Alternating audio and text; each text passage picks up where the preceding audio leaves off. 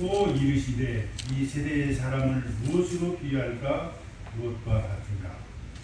32절 비유하건대 아이들이 장태에 앉아 서로 불러 이르되 우리가 너희를 향하여 피리를 불어도 너희가 춤추지 않고 우리가 곡하여도 너희가 울지 아니하였다 함과 같도다.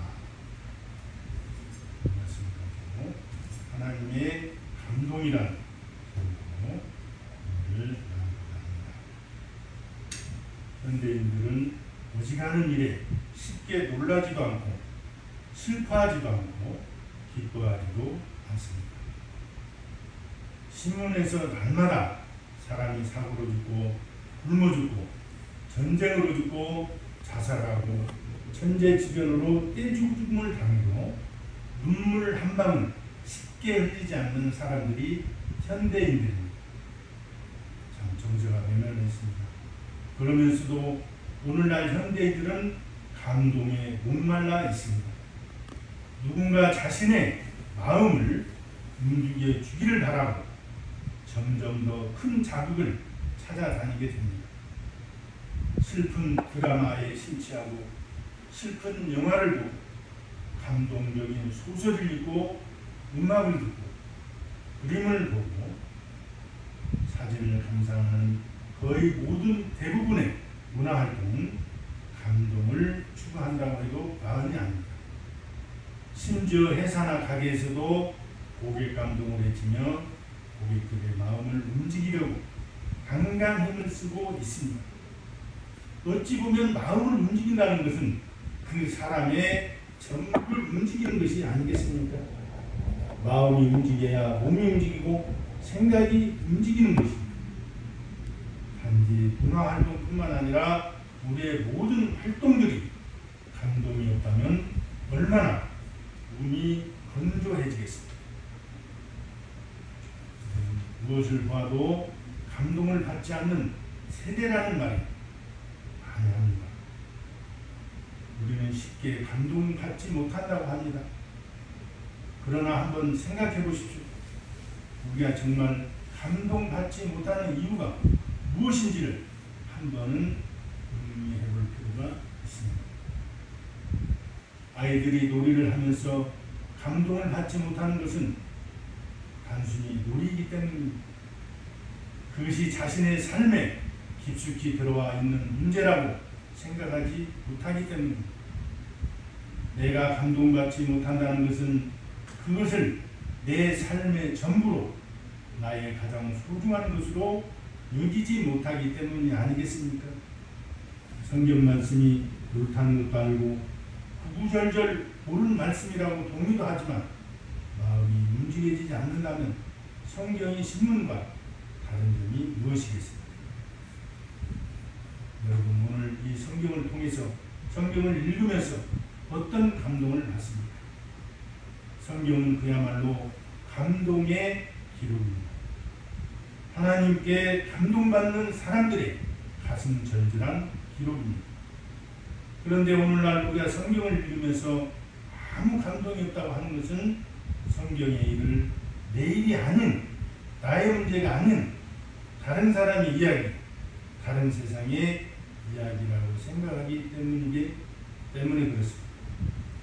성경은 어쩌면 그저 2000년 전 혹은 그보다 더 오래된 옛날에 저 먼 이스라엘 지역에서 있었던 이야기에 불과한지 모릅니다.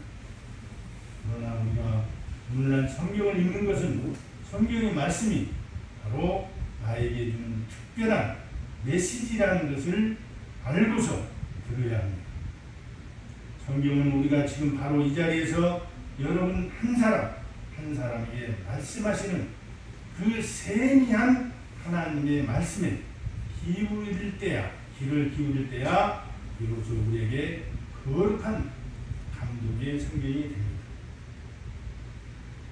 여러분이 찬양할 때 어떤 감동을 받습니까? 정말 감동이 옵니까? 받습니까? 단순히 그 곡조와 선율이 여러분의 감정을 자극해서 주는 감동을 말하는 것이 아닙니다. 그 가사 한 소절 한 소절이 여러분의 가슴 깊은 곳을 후벼파고 가슴을 찌르면서 이 찬양이 나의 고백입니다. 이 찬양이 바로 내 마음입니다. 하는 마음으로 찬양을 부르고 있느냐 하는 겁니다. 그렇지 않다면 우리가 아무리 아름다운 곡조로 노래를 불러도 그것은 그냥 노래에 불과합니다. 아무리 멋진 반주를 하더라도 그 고백이 없다면 세상 말로 그냥 딴따라에 불과할 것입니다. 하나님이 계시다는 것을 처음 느끼던 때의 감정을 가지고 계신 분들은 그날을 잊지 못할 것입니다. 지금도 그 처음의 감동을 가지고 계십니까?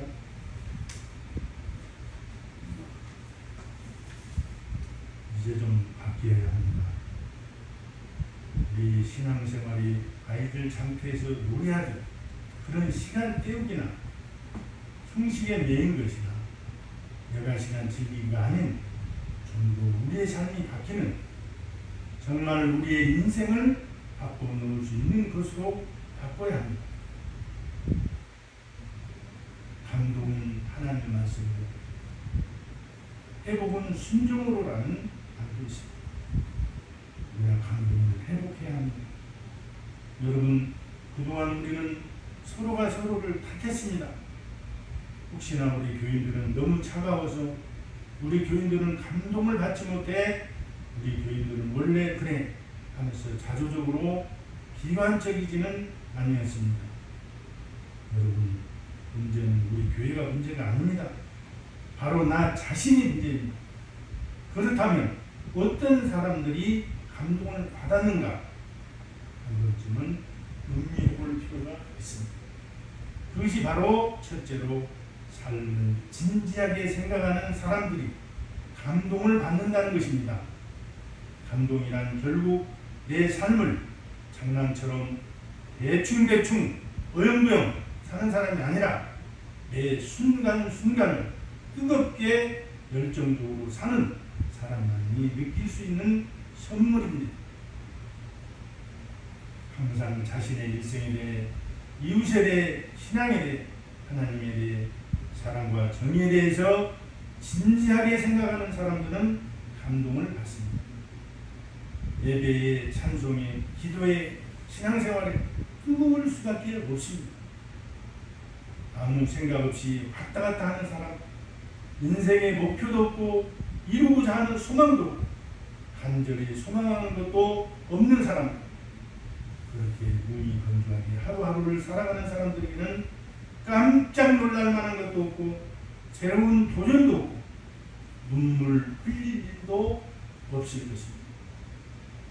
단 한 번뿐인 인생, 후회 없이 살아보자는 사람, 인생의 의미에 대해서, 예배의 의미에 대해서, 삶의 목적에 대해 매 순간순간 정신을 차리고 두 눈을 똑바로 뜨고 사는 사람들은 마음속에 열정을 품고 삽니다.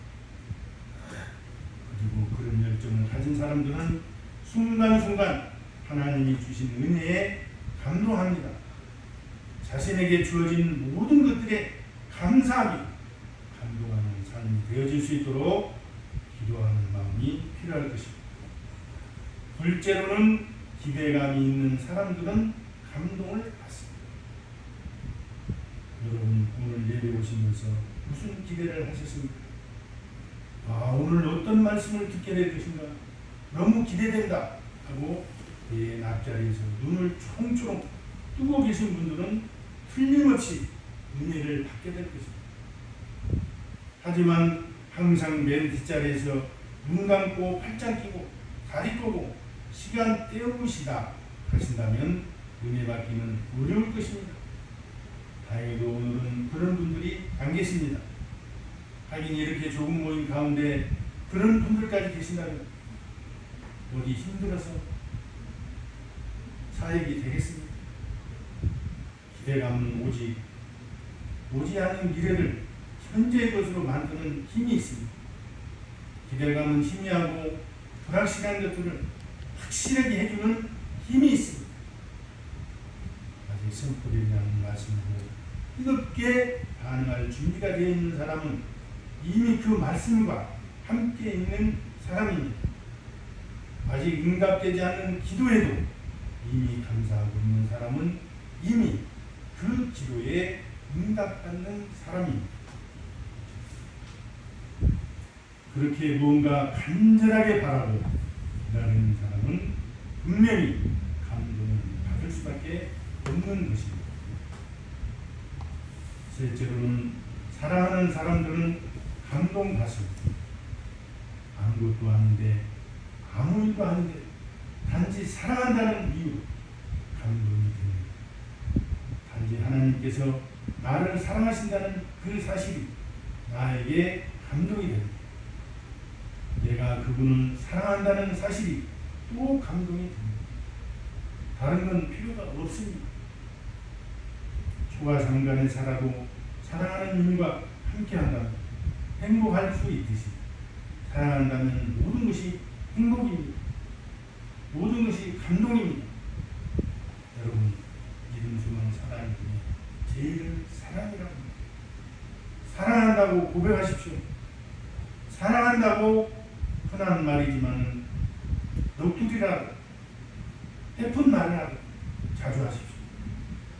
그분께서 나와 함께 하신다는데 그 사랑이 진짜 사랑이라면 감동받지 않을 수 있겠습니까? 역으로 말하면 감동이 없다는 것은 삶을 진지하게 대하지 않고 기대감도 없고 사랑이 없다는 것입니다. 이제 우리의 삶을, 우리의 믿음을, 우리의 신앙생활을 좀 더 촉촉하고 활력 있고 생명력 있게 만들기 위해서는 우리의 예배가 살아있고 우리의 기도가, 우리의 찬양이 살아있게 하기 위해서 감동을 회복해야 합니다. 감동을 회복한다고 할 때 누가 회복해야 합니까? 감동이 없는 예배의 잘못이 누구입니까? 많은 사람들이 감동이 없는 예배의 잘못은 다른 사람에게 돌립니다.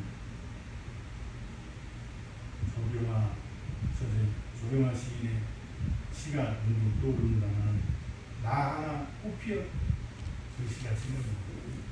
나 하나 꽃피어 아무것도 아닐 것 같아도 그것이 너도 나도 하나 꽃피다 보면은 꽃동산이 되고 푸른 풀같이 된다는 그 시를 생각합니다. 설교가 별로라 감동을 받지 못한다. 찬양이 마음에 안 들어서 은혜를 못 받는다. 혹은 건물이 지저분해서 이러저러 해서 누구누구 때문에 감동을 받지 못한다고 말할 수도 있습니다. 하지만 감동이라는 것 자체가 내 밖에서 일어나는 현상이 아니라 바로 내 마음속에서 중심에서 일어나야 한다는 것입니다. 그럴 준비가 되어 있는가? 그런 그릇인가?